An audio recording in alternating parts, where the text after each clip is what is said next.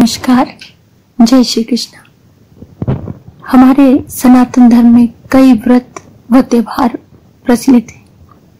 उन्हीं में से बहुत ही प्रचलित व्रत है वट सावित्री व्रत, जो कि सुहागिन स्त्रियों के द्वारा किया जाता है अपनी पति की लंबी उम्र की कामना के लिए।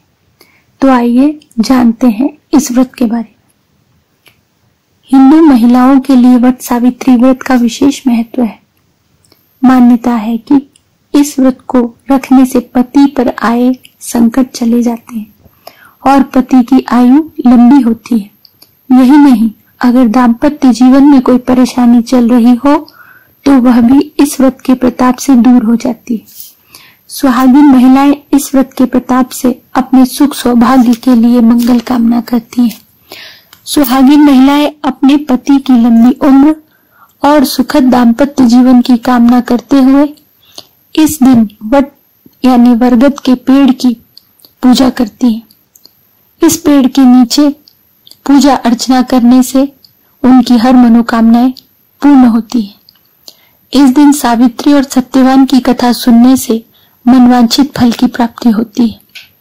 पौराणिक कथा के अनुसार सावित्री मृत्यु के देवता यमराज से अपने पति सत्यवान के प्राण वापस ले आई थी। वट सावित्री इसीलिए मनाया जाता है। वट सावित्री व्रत कब किया जाता है? स्कंद और भविष्योत्तर पुराण के अनुसार वट सावित्री व्रत वह हिंदू कैलेंडर की ज्येष्ठ शुक्ल पूर्णिमा तिथि पर करने का विधान है। वहीं निर्णयामृत इत्यादि ग्रंथों के अनुसार वट सावित्री व्रत ज्येष्ठ अमावस्या को मनाया जाता है। वट सावित्री व्रत का क्या महत्व है, आइए जानते हैं इस बारे में। वट का मतलब होता है बरगद का पेड़, बरगद का वृक्ष। बरगद का एक विशाल वृक्ष होता है, इसमें कई जटाएं निकली होती हैं। इस व्रत में वट का बहुत महत्व है।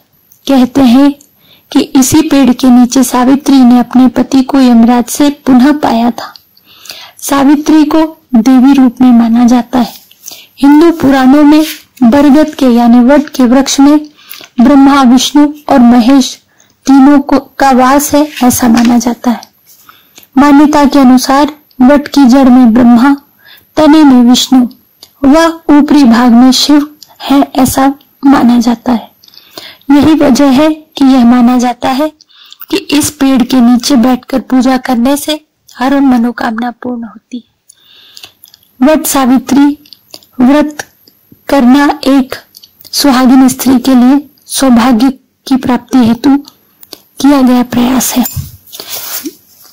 तो आइए जानते हैं इसकी कथा के बारे में, जिसको सुनने का काफी महत्व है।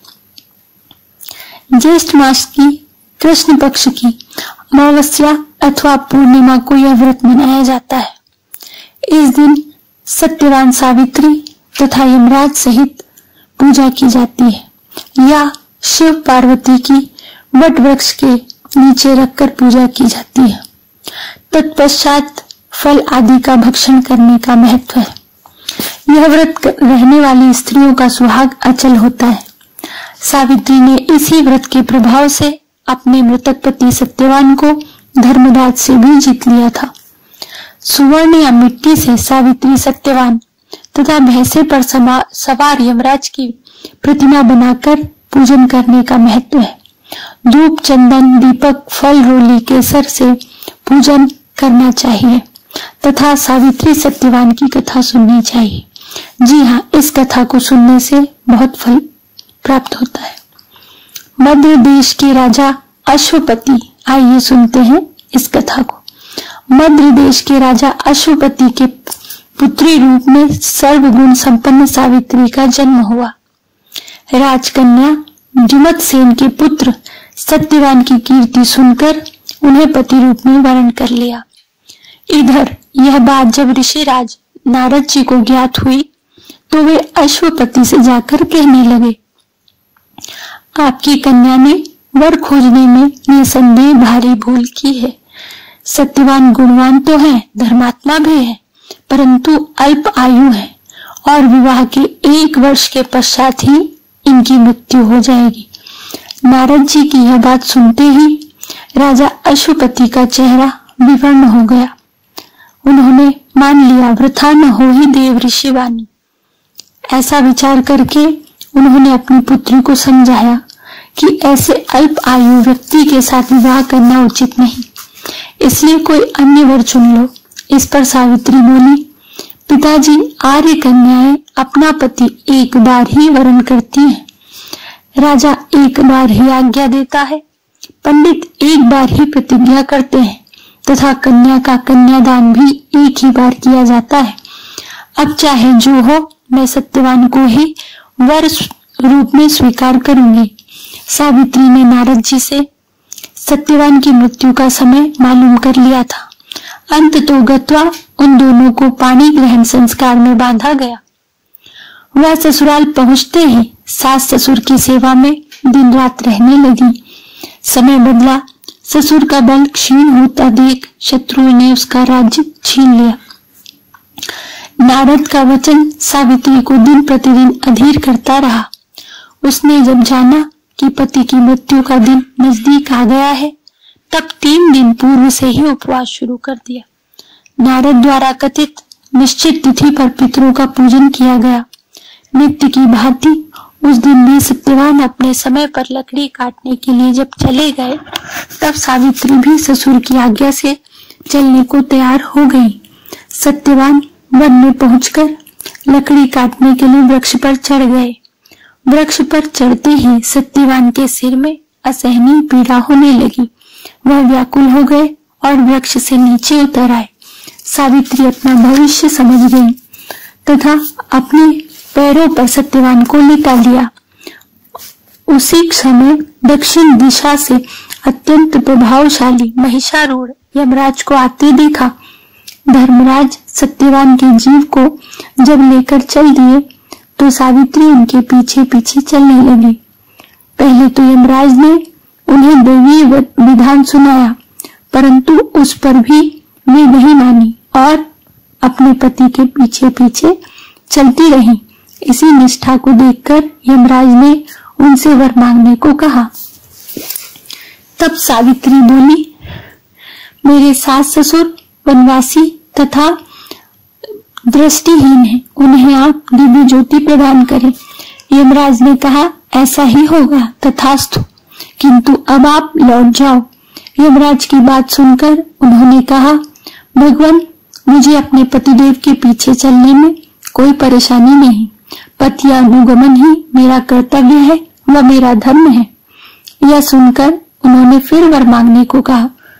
सावित्री बोली, हमारे ससुर धूमत से इनका राज्य छिन गया है, वे पुनः अपने राज्य को प्राप्त कर ले तथा धर्मपरायण हो। यमराज ने कहा कि तथास्तु। यह वर देकर भी उन्होंने कहा, अब आप लौट जाइए, परंतु उन्होंने पीछा नहीं छोड़ा। वे फिर भी अपने पति के पीछे चलती रही। तब यमराज ने उनसे फिर एक वर मांगने को कहा। उन्होंने कहा, जब मेरे ससुर वृद्ध हो गए हैं, अगर वे अपना राज्य संभालने के योग्य न होंगे, तब इस महान राज्य को कौन संभालेगा। तब यमराज ने उन्हें 100 पुत्रों की माता होने का वरदान दिया।